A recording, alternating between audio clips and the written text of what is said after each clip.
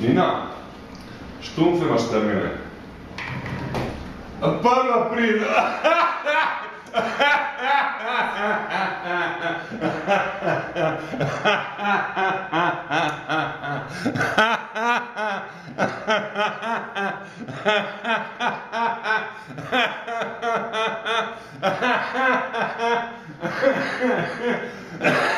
Vidiš, da je zelo dokaj žlek.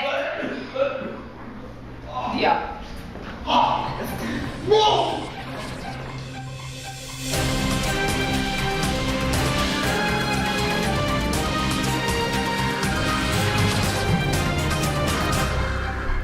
Dober dan. Iz ljubljanskega studia 136, to so vesti na vesti na 1. aprila 2008 in naj vam povem kar takoj in naravnost, na 1. aprilske finte več ne padam.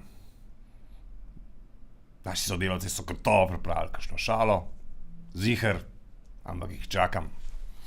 Pa poglejmo prvo. SD je pripravila strokovno konferenco o gospodarskem kriminalu. Ja, seveda. Ej, fantje, pa prvo, kar s prvim ste morali začeti šalo. 1. april.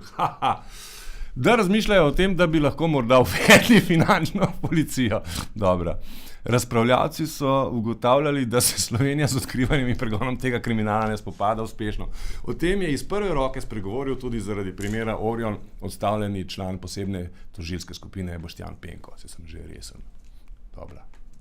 Po moji presoji se iz različnih razlogov v Sloveniji nismo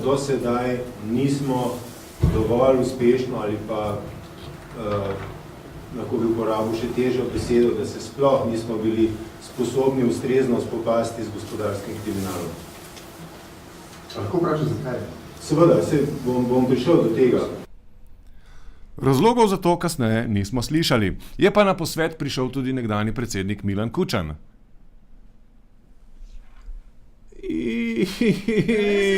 Ja. Ki smo ga povprašali, ali bo kasneje odšel tudi na posvet k zares. 2. Pa da bi z enega posveta strank hodil na drugega, pa tako se mi pa že ne mudi. Zares je bil tam, ne? Ja. Stranka Zares najbrž. Zares, torej, stranka Zares je predstavila predlog sprememb zakona o volilni in referendumski kampanji. Cilj naj bi bil zamejitev virov financiranja in nadzor nad njimi. Ter omejitev oglaševanja v predvolilnem obdobju. Oziroma, kot je pojasnil Gregor Golobič, zdaj pa že tako bizarno, da več ne vem, kjera je kjera. Dan razpisa volitev, to ni 30 dni pred volitev. 30 dni začne volilna kampanja, dan razpisa volitev je zakonsko med 75 in 175 dnevi možen. Običajno v Sloveniji je praksa, da se to zgodi nekje med 90 in 100 dnevi, torej dobrimi 3 meseci pred volitvami. Za to obdobje predlagamo s to novelo, da se torej od dneva razpisov pa do tistih 30 dni oziroma ne več 30 dni, po naši noveli to je 21 dni, prepove plačano oglaševanje. V stranki Zares so pripravili tudi svoja programska izhodišča za novo medijsko zakonodajo. Takole jih je predstavila Majda Širca. Govorijo pa o samoomejevanju, o, bom rekla, prepovedi politične instrumentalizacije medijev, govorijo o vprašljivih učinkih financiranja medijev skozi tako imenovani sklad za medije, kot ga je oblikovala ta vlada, govorijo o zahtevi po reorganizaciji STA-ja, govorijo o vprašanju medijske koncentracije. Po pričakovanjih so v slovenskem parlamentu potrdili zakon o popravi krivic izbrisanim.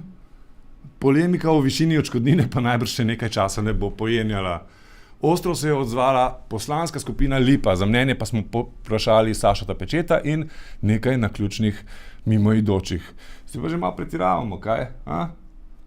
Torej, kot državljan Republike Slovenije sem žalosten. Žalosten, da se je to zgodilo in žalosten, da se je to zgodilo s tako veliko, zadostno večino podpore poslank in poslancev. Ljudje, člani Društva izbrisanih, bojo dobili 5200 evrov odškodnine, moramo povedati, da jih je 18000. Popravili so krivico končno. Fajn. Kar ne. Ja, končno, no, bom rekla, pač meni se zdi fair, meni se zdi cool, na račun bojo prišli, popravili so pač za nazaj, to je to. Oni prav nič, niso zaslužili, da bi karkoli, ker dejansko so sami krivi, ne podpiram to. To je pa malo težko odgovoriti takoj. Ne vem, kakšno je moje mnenje. Bi mogel malo razmisliti. Morate prespati. Ja, dejansko ja. Kdo je za to kriv? No, gospod Grims je bil glavni akter omenjenega akta. Tretja razvojna os je eden glavnih infrastrukturnih projektov, ki se trenutno planirajo v Sloveniji.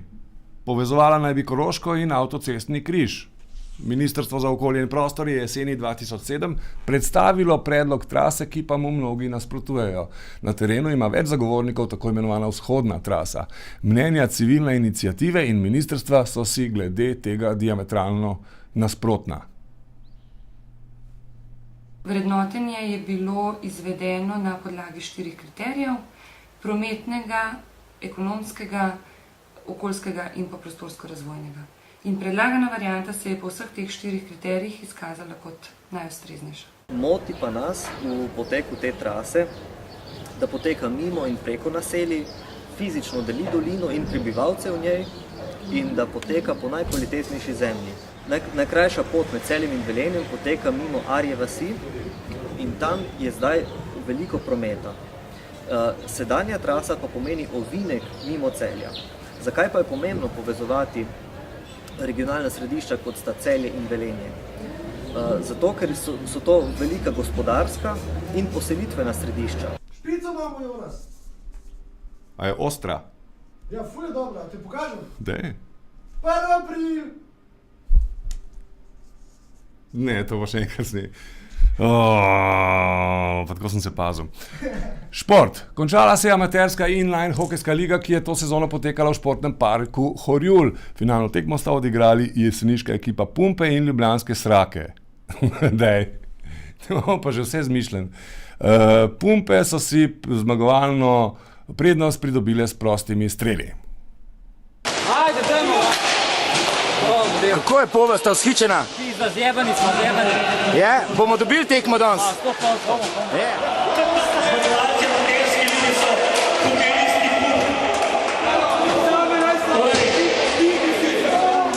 Slovenija, Slovenija, kulturac. Ob 20. obletnici zaplembe Mariborske katedre nam je svojo tezo o takratnem dogajanju predstavil direktor SPEM-a Božidar Novak, ki je bil konec 80-ih predsednik univerzitetne konference ZSMS. Je bil res? Ja. No, ok, saj ena legitimna vest.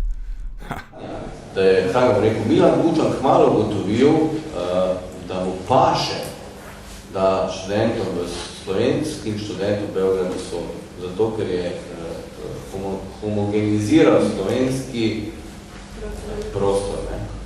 Mislim, jaz to zdaj po 20 letih in pred tega nisem videl. Ne? Ob sončnem vremenu se je na pločniku pri Prešernovem spomeniku, kot se to pogosto dogaja, sončil sam Jezus Kristus. A gre ta najbolj v promet? Nič ne. Včeraj so v Novem mestu izvedli novo simfonijo našega sodelavca in kolega Jureta Godlerja z naslovom Ein musikalischer Spaß. Godlerju čestitamo in ne, to ni prvoaprilska šala.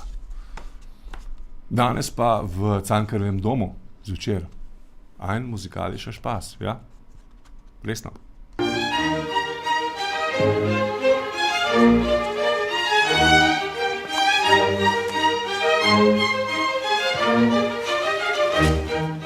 Še vreme? Danes ves dan deževno. Iz ljubljanskega studia 136, to so bile vesti na vesti. Nasvidenje.